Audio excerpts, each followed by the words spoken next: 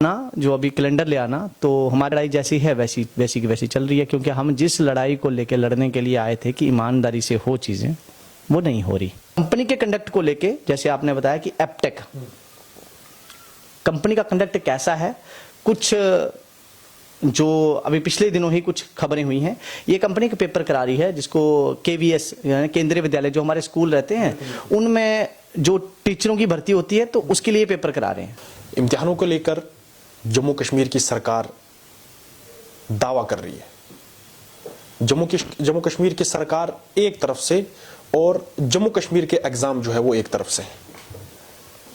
जितने भी एग्जाम हुए कहीं ना कहीं उन पे जो है बच्चे सवाल उठा रहे हैं और उन एग्जामों को लेकर बच्चे जो है वो कोर्टों का रुख कर रहे हैं, अदालतों का दरवाजा जो है वो खटखटा रहे हैं। जजमेंटें तो निकल आती है मगर उन जजमेंटों को बाद उन जजमेंटों को जो है वो चैलेंज किया जाता है। कल भी एक JKSSB Jammu Kashmir service selection board की तरफ से एक कैलेंडर निकाला गया और उस कैलेंडर में साफ साफ ये बताया गया कि जो आने वाला शेड्यूल है एग्जाम का, वो शेड्यूल किस तरह का होगा और कब से स्टार्ट होगा। मेरे साथ इस सब पे बात करने के लिए विंकल शर्मा जी हैं। सबसे पहले शुक्रिया टाइम देने के लिए। अगर देखा जाए तो काफी लंबी लड़ाई है आपकी। अगर पूरे इस जिस तरह से पहले भी स्कैम पे स्कैम हुए, कोर्टों में केस गए, आपने अदालतों का दरवाजा खटखटाया, किस तरह से थोड़ा सा शार्ट में इस पे थोड़ा सा बात कीजिए। 6 जून से आज तक आप देख लेंगे तो 9 महीने से ज़्यादा समय हो गया है कि हम सड़कों पे हैं, कहीं ना कहीं किसी ना किसी प्लेटफॉर्म पे जाके लड़ रहे हैं। पहले सड़क पे लड़े, फिर इनके दफ्तरों में जो पॉलिटिकल पार्टियां हैं इनके दफ्तरों में भी जाके लड़ाइयाँ लड़ी, फिर फाइनली जुडिशरी के पास गए। जुडिशरी के पास जाके भी जब हमें एक सहारा मिला कि हाँ जो भी आपके साथ हो रहा है उसकी जांच होगी, आपके साथ जो गलत हो रहा है उनको सज़ा दी जाएगी, तो जिनको सज़ा मिलनी थी वो सरकारी बाबू रातों रात उस जजमेंट को, ठीक है उनके पास एक ना है वो ऑप्शन है, तो उस ऑप्शन को उन्होंने अवेल किया, चैलेंज कर लिया। वो लड़ाई चल रही है क्योंकि हम भी वहाँ हैं, तो बिल्कुल उसका अभी फाइनल हियरिंग हो गया है, तो जजमेंट जैसे ही आएगी उसको स्वागत योग्य होगी वो जो भी जजमेंट होगी। सिंगल बेंच का भी हमने स्वागत किया था।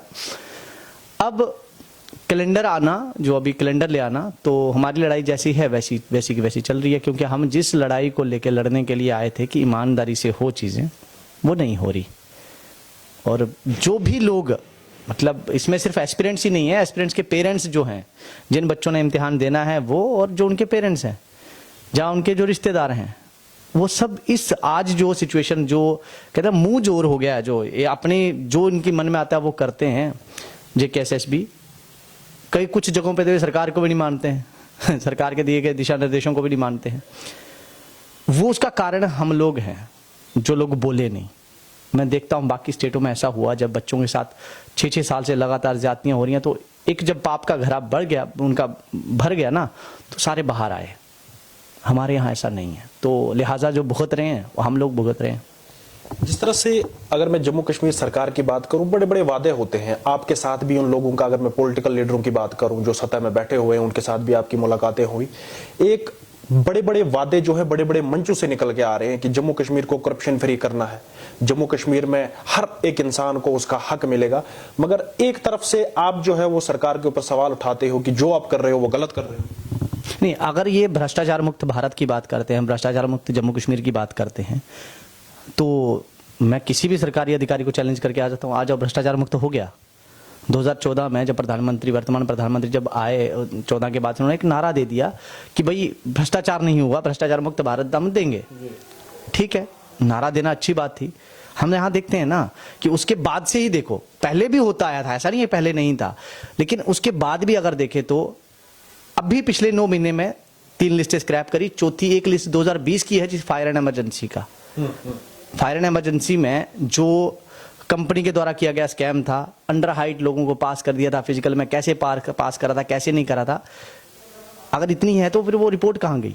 रिपोर्ट ही नहीं दे रहे हैं, क्योंकि जो 3 रिपोर्टें पहले दी RK गोयल साहब ने, उनमें तो उनको अच्छा खासा जो है वो सबूत मिल गए।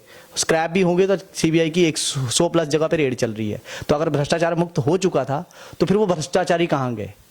तो इनके लिए भ्रष्टाचार मुक्ति का जहां तक मुझे लगता है क्या है, वो तो एक तो कहना है ना कि भ्रष्टाचार मुक्त, लेकिन इनके लिए भ्रष्टाचार मुक्त बस इतना सा है कि आप भ्रष्टाचारी को सामने ही मत लाओ, भ्रष्टाचार है ही नहीं। जो भी भ्रष्टाचार हो रहा है वो अगर हो रहा है तो फिर उसको दिखाओ ना कि किस करा किसने। भ्रष्टाचार के कोई टांगे नहीं है, कोई पैर नहीं है, कोई हाथ नहीं है, कहां है भ्रष्टाचार? अदृश्य, इनविजिबल है, किसी को नहीं दिखा। कहां है भ्रष्टाचार? होता हुआ सबको दिख रहा है, महसूस सबको हो रहा है, लेकिन जिनकी जिम्मेवारी है पकड़ने की वो तो पकड़ ही नहीं रहे। इतने बड़े बड़े स्कैम हुए हमारे यहां रिक्रूटमेंट्स में, बड़ी छाती पीटते थे रूलिंग पार्टी के अध्यक्ष साहब भी, इनके बाकी लीडर भी बड़ी छाती पीटते थे, ये हो गया वो हो गया। आज कहां है? आज छातियां किस पे पीटी जाती हैं? आज छातियां पीटी जाती हैं सब फड़े जाएंगे जी, कोई नहीं बचेगा। क्या भाई, कुछ तो स्टैंडर्ड रखो बोलने का। तुम कोई बच्चे हो, दूध पीते बच्चे हो कि क्या स्टेटमेंट दे रहे हो? कम से कम एक स्टेटमेंट जब आए किसी पार्टी के बड़े लीडर से, कोई पॉलिटिकल लीडर से, इवन की ऑफिस जो रन कर रहे हैं, ब्यूरोक्रेट्स हैं, उनकी तरह से जब हम देखते हैं जवाब क्या आता है? कुछ नहीं, जीरो होता है उसमें। आधे घंटे का अगर वो इंटरव्यू, जीरो उसमें आता है, कोई भी कंटेंट नहीं देते। मतलब आप देखो, तीन एफआईआर इस समय जेकेएसएसबी पे चल रही हैं, जेकेएसएसबी की चेयर पे, जेकेएसएसबी के ऑफिशियल्स पे तीन एफआईआर लगी हैं, और उसके बावजूद भी अपने आप को क्लीन दिखाने की कोशिश करनी चाहिए उनको, क्योंकि वो चेयर पे जो उस टाइम पे लोग थे वो निकल गए। आज आपको करनी चाहिए थी, तो आज क्या कर रहे हैं वो आप देख रहे हैं। जिस तरह से कल की डेट में जो है वो एक कैलेंडर निकाला गया, और उस कैलेंडर में ये मेंशन किया गया कि आपकी डेटिंग क्या होगी, किस तरह से, चलो वो तो एक शेड्यूल है। हाँ। अब जो उस चीज को कंडक्ट करवा रही है एबटेक, फिर वही एबटेक जिस एबटेक पे पहले भी बहुत सारे सवाल जो है वो खड़े हो चुके हैं। पहले तो मैं कैलेंडर पे ही आ जाता हूं। कैलेंडर निकाला इन्होंने, जो इनका काम है, असल में इनको अपना काम करना है और बड़े अच्छे से ही कर रहे हैं, इनको कैलेंडर निकालना चाहिए।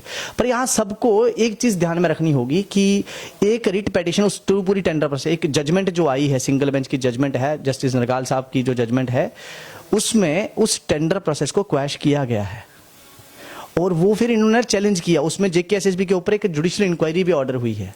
उन्होंने कहा है कि एक रिटायर्ड जज के अंडर इंक्वायरी हो, हालांकि वो चैलेंज हुई थी, उसकी सुनवाई हो चुकी है और अब फैसला आएगा। फैसला भी आया नहीं है, फैसला नहीं आया है तो इनको पता कैसे चल गया फैसला क्या आने वाला है? कैलेंडर है, पता कैसे चल गया फैसला क्या आने वाला है, और कैलेंडर अगले पेपर कराने के लिए कैलेंडर दे दिया।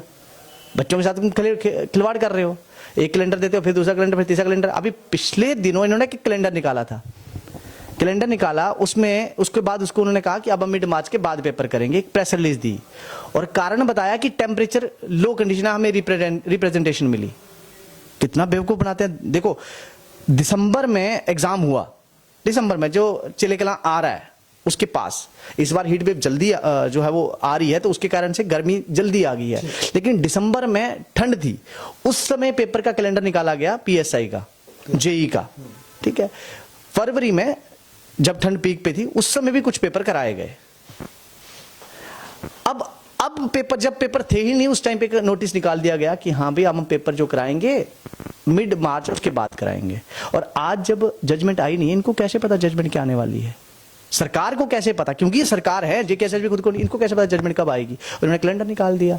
मुझे ऐसा लगता है कि कहीं ना कहीं इनको इस बात पे सोचना चाहिए था कि क्या, देखो जुडिशियल इंक्वायरी को लेके इनको बचना है, अपने आप को बचाना है, वो कर सकते हैं कोशिश, लेकिन इस कंपनी के कंडक्ट को लेके, जैसे आपने बताया कि एबटेक कंपनी का कंडक्ट कैसा है, कुछ जो अभी पिछले दिनों ही कुछ खबरें हुई हैं, ये कंपनी का पेपर करा रही है जिसको केवीएस यानी केंद्रीय विद्यालय, जो हमारे स्कूल रहते हैं उनमें जो टीचरों की भर्ती होती है, तो उसके लिए पेपर करा रहे हैं। पेपर तो ये सीबीएसई के थ्रू होता है, सीबीएसई करा रही थी, हायर किया है एबटेक लिमिटेड को। ये फरवरी को चला पेपर, अभी मार्च 11 तक चलना है, 7 से लेके 7 फरवरी 11 मार्च तक चलना है। पेपर मल्टीपल शिफ्ट में हुआ, तो अगर आप एक 15 फरवरी को भास्कर, दैनिक भास्कर, एक मैं इसलिए कोट कर रहा हूं कि कोई लोग हो सकता है कह सकते हैं कि आप गलत न्यूज चला रहे हो, उन्होंने एक खबर चलाई, पटना, आरा, गया, मुजफ्फरपुर, इन जगहों पे कई एग्जामिनेशन सेंटर थे कि यहां पे पेपर जो है रिमोट मोड पे लिया गया था, यानी कि सिस्टम को एक ऐसे सॉफ्टवेयर के साथ एक्सेस किया गया जहां पे क्या होगा कि कोई दूसरा बंदा पेपर देगा, माने बैठा तो मैं यहां हूं, मैं पेपर देने मैं यहां बैठा हूं, कंप्यूटर मेरे सामने चल रहा है, मैं झूठ मूठ का बस इधर उधर माउस घुमा रहा हूं, हाथ चला रहा हूं कीबोर्ड पे, लेकिन उस पेपर को कोई दूसरी जगह बैठा हुआ बंदा दे रहा है, जिसको ये सॉल्वर गैंग बोलते हैं, जहां जो पेपर लीक गैंग भी बोलते हैं वो लोग। अच्छा, ये 15 तारीख की थी, जो केवी है उसने उनके जो डायरेक्टर ऑफिसर उन्होंने ध्यान नहीं दिया। 16 फरवरी को ऑफिशियली ये आता है कि पेपर लीक हुआ है, पानीपत में 5 लोग पकड़े जाते हैं, जिन्होंने पानीपत की पुलिस उनको अरेस्ट करती है, उनके ऊपर एफआईआर दर्ज है, उनसे लैपटॉप सीज किए जाते हैं। अब पानीपत में जो पकड़े जाते हैं तो वही चीज होता वही है कि वो पेपर वही केवी का ही पेपर था, करारे थे और वो लीक भी हुआ था। अब मुझे बताइए, एक इतनी बड़ी कंपनी का सॉफ्टवेयर अगर कॉम्प्रोमाइज है, ये आज पहली बार नहीं है, यूपी पीसीएल में भी ऐसे ही इसका सॉफ्टवेयर कॉम्प्रोमाइज भी हुआ था, इन्होंने वो ठीक नहीं किया। अच्छा, जो मैं आपको कह रहा हूं पानीपत में जो पकड़े गए 5 लोग थे इसमें, तो अगर किसी को शक है तो आप बस इतना सर्च करके देख सकते हैं, पानीपत में जो अरेस्ट हुए टीजीटी एग्जाम लीक, इतना सा डाल के देखो नेट पे, आपको मिल जाएगा। फिर उन्होंने उसमें कन्फेस किया कि हम रिमोट मोड पे लेके सिस्टम को यूज करके लोगों को सॉल्व करवा रहे थे। इनका क्या था तरीका कि इन्होंने किसी आईटीआई कॉलेज के अंदर कंप्यूटर सेंटर हायर किया हुआ था, वहां पे पेपर करा रहे थे। यही नहीं, ये तो हो गया 16 का। इसके बाद आते हम तो हमारे यहाँ अगला जो पेपर आता है तो पीजीटी का पेपर आता है, वो भी केवी का ही है, उसमें भी यही हाल होता है, वो भी पेपर लीक होता है। और अब जब वो लीक हो रहा है तो उसमें भी क्या, उसमें एक जगह जो हमारा मतलब एजेंसियां हैं, इनको पता चलता है, तो ये क्या करते हैं, जब दबिश करते हैं तो इनको मिलते हैं 11 लोग, उन लोगों को अरेस्ट करते हैं, 11 लोगों को अरेस्ट करते हैं। 11 लोगों के पास से सीजर होता है। अब वो लोग पकड़े जाते हैं तो उसमें क्या है, मोबाइल फोन्स मिलते हैं, एडमिट कार्ड्स मिलते हैं, कैश मिलता है, लैपटॉप्स मिलते हैं। अब मानेंगे एक जगह तो 32, वो जो न्यूज है अंबाला की है, ये हिंदुस्तान टाइम की मैं न्यूज जो मैं कोट कर रहा हूं यहां पे, 32 कंप्यूटर 13 मोबाइल एक गैंग से मिले जिन्होंने टीजीटी पेपर का लीक किया हुआ था। और टीजीटी पेपर कौन करा रहा है, यही कंपनी। अब ये कोई प्रिंट का पेपर तो है नहीं, सॉफ्टवेयर में पेपर आता है, और सॉफ्टवेयर को हैक करा है तभी जाके हुआ है। मिली भगत तो है, सेंटरों की भी होती है, क्योंकि सेंटरों की तो होगी ही ना। आप देखिए ये कर कौन रहा है, करा कौन रहा है। एक ऐसा सेंटर जो पहले जहां तो वो बीपीओ थे जो वो थे, या फिर किसी का कंप्यूटर सेंटर था जो डिप्लोमा वगैरह कराते थे, उनके पास एग्जामिनेशन कराने की मतलब उनको जिम्मेवारी दे दी। उसमें जेकेएसएसबी का इतना सा ही रोल है कि इनका एक अधिकारी जाएगा, वो बाहर बैठेगा, बाहर या अंदर सेंटर के घूम सकता है, लेकिन उनको अगर पूछा जाए कि आज इस कंप्यूटर को, आप किसी भी कंप्यूटर को चेक कर सकते कि इसमें कौन सा एंटीवायरस डला है या कौन से विंडो इसमें डली है, नहीं चेक कर पाएंगे, पता ही नहीं होगा उनको। अच्छा, उनको सैनिटाइज हुआ है नहीं हुआ, इनके पास कोई रिकॉर्ड नहीं है, ठीक है। अच्छा, मैं जो ये बता रहा हूं आपको अंबाला वाला, ये कोई बहुत पुरानी खबर नहीं है, ये 21 फरवरी की है। देखो, वो हुआ 16 को, 21 फरवरी को अंबाला में अरेस्ट हुए लोग भी बता रहा हूं सब। ये उन्होंने भी बताया कि हम लोग, ये मैं अगर आप अलो करो तो मैं सिर्फ फोटो दिखाऊंगा यहां पे, अगर आपके कैमरे में देख सके तो शायद एक मिनट ब्राइटनेस बढ़ा देता हूं। ये देखिए सामने कितने लोग बैठे हैं और उनके पीछे लैपटॉप है।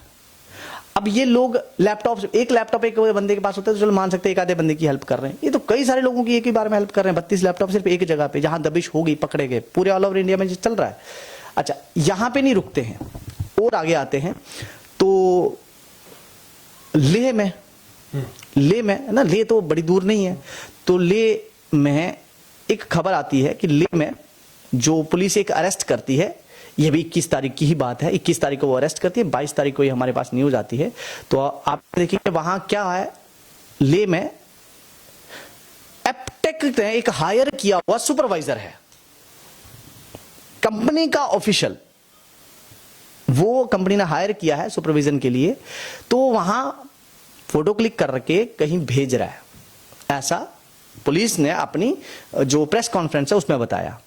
वो भेज रहा है, जब वो इन्वेस्टिगेशन करने लगे तो वो किसी सॉल्वर के पास भेज रहा था, और इन्वेस्टिगेशन करी तो उन्होंने कहा कि इसमें जिस जगह पे ये पेपर हो रहा था, जिस लैब में, वहां इसका सॉफ्टवेयर कॉम्प्रोमाइज था।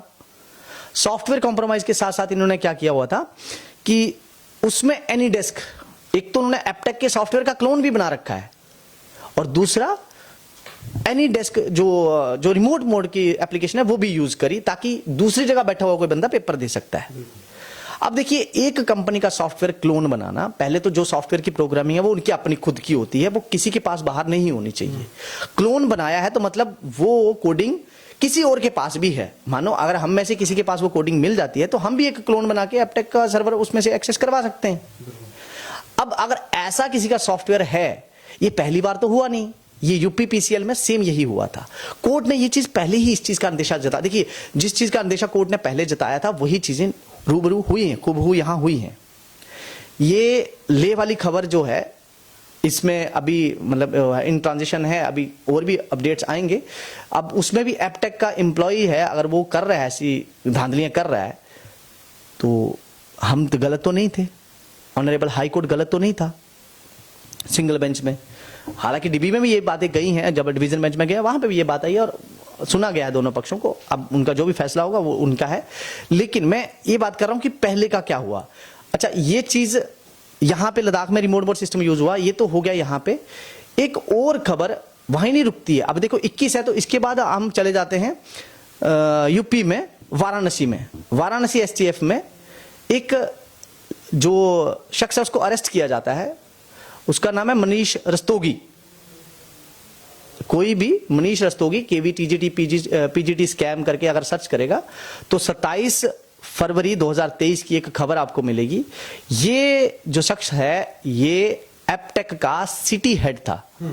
अब माने सिटी हेड, ऐसा तो कोई होगा नहीं जो एपटेक का एम्प्लॉय नहीं होगा, और अगर एपटेक का एम्प्लॉय है वो शामिल है। इस बंदे का आप देखिए इसने क्या किया था, ये नकल करा रहा था। अब मैं उस पर भी आऊंगा कि किस तरह से ये सारा नेक्सस ऑपरेट होता है। इन्होंने क्या किया, ये कुछ सेंटरों को धमकाता था कि आपके यहां नकल हो रही है, मैं आपका सेंटर उठवा दूंगा। अब उनकी रोजी रोटी के चलते ये क्या करते थे, वो मजबूर हैं, चलो 5-7 कंप्यूटर इन्होंने टेम्पर कर देने हैं, उसमें बग लगा देने हैं 5-7 कंप्यूटरों में। उसके बाद फिर उसके एग्जाम जो ये लीक कराने वाला गैंग है उसके साथ मिलके ये पूरे नेक्सस को रन करना। ठीक है। अब ये जो है अधिकारी इसका, ये ऑन रोल है, मतलब पे रोल पे है। इसकी ये इनका पेड सैलरीड एम्प्लॉय है एपटेक का। ऑनरेबल हाई कोर्ट का, दिल्ली हाई कोर्ट की डिवीजन बेंच का एक जजमेंट था, जो जब हमारे यहाँ सिंगल बेंच जो चल रहा था केस, तो वहां पे भी ये चीज आई थी कि ऐसी कंपनीज जो खुद फैसिलिटेट करती हैं उनको रिक्रूटमेंट प्रोसेस, जो चीटिंग फैसिलिटेट करते हैं उनको रिक्रूटमेंट प्रोसेस से दूर रखना चाहिए। पब्लिक एम्प्लॉयमेंट जो रिक्रूटमेंट्स होती हैं, बिल्कुल सही उन्होंने बोला था। क्यों, आज हम देख रहे हैं। अब इसमें ये कोई कह सकता है कि एपटेक का एक एम्प्लॉय कर रहा है, एपटेक नहीं कर रही, हो सकता है उसका एम्प्लॉय है, बट मुझे नहीं लगता कि कंपनी कोई लिविंग थिंग है। उसको जो लिविंग बीइंग ह्यूमन बीइंग चला रहे हैं, जो लिविंग है वहां पे, वही उसको रिप्रेजेंट करते हैं। तो यही शायद कोर्ट ने भी देखा था। अब ये बाहर का है तो कोई ये कह सकता है कि जम्मू कश्मीर में ऐसा नहीं हुआ। जम्मू कश्मीर में ऐसा नहीं हुआ क्योंकि उसकी जांच नहीं है।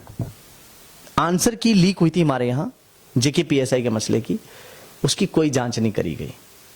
जिन सेंटरों को अगर जुडिशियल इंक्वायरी बैठेगी तो कोई भी इंक्वायरी करेगा वैसे तो देखेंगे, जैसे बिहार में इन्होंने किया कि ब्लैक लिस्टेड थे सेंटर, उनका नाम बदल दिया, उनको टेंडर दिलवा दिया कि आप पेपर कराओगे। सेम वैसे ही हमारे यहाँ पे भी हुआ है, किया है। और जिन सेंटरों को हमने कहा कि यहाँ धांधलियां हो रही हैं, पिछले सीबीटी में धांधलियां हो रही थी, उन सेंटरों को दोबारा पेपर दिलवाया गया। उनमें आंसर की लीक हुई, उसको डेमो वगैरह बोल के टाल दिया गया, नहीं करा, इन्वेस्टिगेट किया ही नहीं।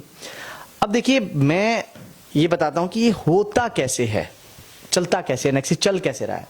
इसमें 4 पार्टी हैं। एक तो कैंडिडेट आ गया, उसके बाद एक कंपनी जो एक एजेंट है, फिर एक बायोमेट्रिक्स वाला है जो अटेंडेंस लगाता है, कंप्यूटर सेंटर वाला, और कंपनी है। अब सबसे पहले तो एजेंट क्लाइंट ढूंढता है। क्लाइंट जो है वो एजेंट के पास जाएगा। एजेंट, अब अगला काम, एजेंट तो आ गए ना, तो अब एजेंट के पास बंदे आ गए तो वो जाएगा सीधा कंपनी के पास। तो कंपनी डायरेक्ट तो कर ही नहीं सकती है क्योंकि इतना सर्कल है, कहां किसको बिठाना, किसने। तो बायोमेट्रिक्स वाली एक कंपनी रहती है जो अटेंडेंस लगाती है, उसके हाथ में ये होता है कि कौन बंदा कहां बैठेगा। ठीक है, ये कंप्लीटली उसके ऊपर होता है जो बायोमेट्रिक्स कर रहा है। मान लो अगर मैं यहां अटेंडेंस, बायोमेट्रिक अटेंडेंस किसी की कर रहा हूं, तो आपको कंप्यूटर 10 पे बैठना है, मैं आपको 25 नंबर पे बिठा सकता हूं क्योंकि मैंने जहां बोल दिया वहीं आप बैठोगे। मुझे उस कंप्यूटर के बारे में पता है कि किस में बग है, और अगर मेरे पास ये एजेंट क्या है, ये रोल नंबर्स जो भी आते हैं इनके रोल नंबर स्लिप हम देखते हैं पकड़े जाते हैं, तो रोल नंबर्स जो हैं वो बायोमेट्रिक वाले के पास चले जाते हैं कि आपको इस रोल नंबर को जो है ये हमारा बंदा है और इसको कंप्यूटर पे बिठाना है। अब जो अटेंडेंस ले रहा है, कंप्यूटर अलॉट कर रहा है, वो एक जैसे मान लो किसी बंदे ने, कोई बंदा है एक्स, उसको उसने पैसा दे रखा है, तो उसको एक कंप्यूटर पे बिठाना है। जिस कंप्यूटर पे बिठाना है उसमें ऑलरेडी एक सॉफ्टवेयर होना चाहिए। अब वो कंप्यूटर कौन सा होगा ये डिसाइड कर लिया बायोमेट्रिक वाले ने, इसका काम खत्म, ये उसको भेज देगा वहां।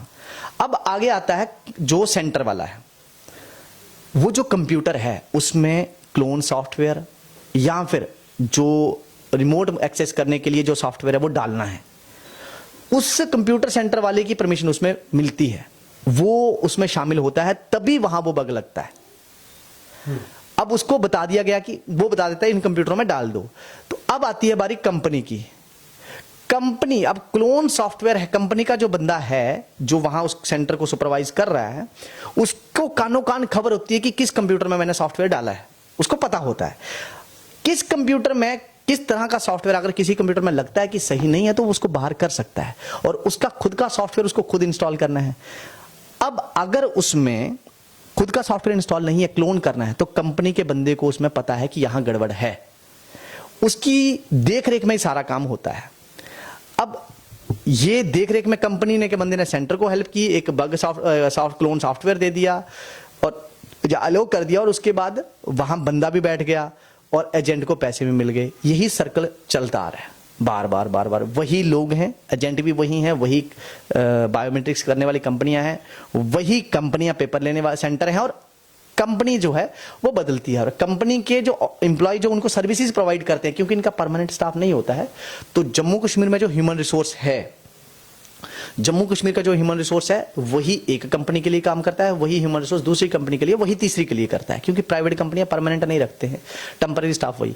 परमानेंट स्टाफ जो बाहर से आता है तो वो यही करता है कुछ कंपनियों का, सारी कंपनियों को मैं नहीं करता। जैसे हमने अभी देखा जो एपटेक वाले, बिहार में इसका सिटी हेड, जो हमारा यूपी में है सिटी हेड, सुपरवाइजर इसका लेह में, बाकी कई जगहों पे ऐसी चीजें हुई हैं, लेकिन इन्होंने उसको इतना मतलब सर्च आउट उतना नहीं किया।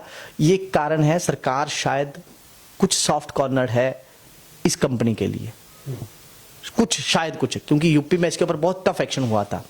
योगी सरकार ने इसके ऊपर इसको 3 साल के लिए ब्लैक लिस्ट किया था, और वो ब्लैक लिस्टिंग विद स्टैंड रही, कहीं जाके वो ओवररूल नहीं हुई थी। शुक्रिया, शुक्रिया बात करने के लिए।